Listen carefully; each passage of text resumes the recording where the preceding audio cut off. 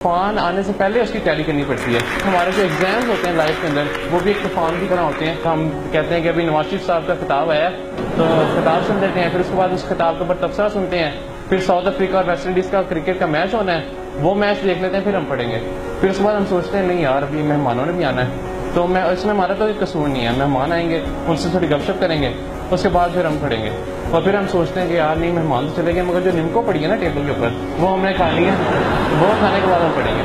ایسا کرتے کرتے ہم اپنا ٹائم آگے کر رہے ہوتے ہیں. تو ہائیلی افیکٹو اسٹوڈنٹس ہوتے ہیں, ان کا گول بالکل کرسٹل کلیئر ہوتا ہے, انہیں پتا ہوتا ہے کہ انہیں کہاں پہ فوکس کرنا ہے. آپ لوگ اپنے آپ کو ڈیلی اپڈیٹ بھی کریں. بہت سے لوگ سیکھ کے ہی آگے جاتے ہیں. اگر آپ امیر ہونا چاہتے ہیں تو میں آپ کو سجیسٹ کروں گا کہ آپ ابھی سے امیر لوگوں کی جو ہیبٹس ہیں اسے پڑھنا اسٹارٹ کر دیں. کس نے نوٹ کیا ہے کہ مارک زکربرگ ہر روز سیم ٹی شرٹ پہنتے ہیں, اور وہ اس لیے پہنتے ہیں, وہ کہتے ہیں کہ اس سے ہمارا ٹائم سیو ہوتا ہے. ایک ٹی شرٹ کو ڈیسائیڈ کرنے میں ہم نے اگر اپنا وقت سرو کرنا ہے تو اسی ٹائم کے اندر وہ اپنی زندگی کا ایک اتنا امپورٹنٹ ڈیسیژن لے سکتے ہیں کہ اس سے مزید لوگوں کی زندگی میں ویلیو ایڈ ہوگی.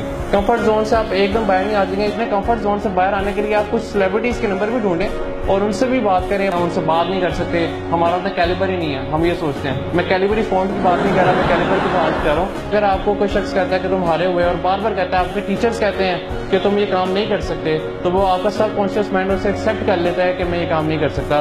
تو اپنے آپ سے ایک ہارے ہوئے شخص کی طرح بات مت کیجیے.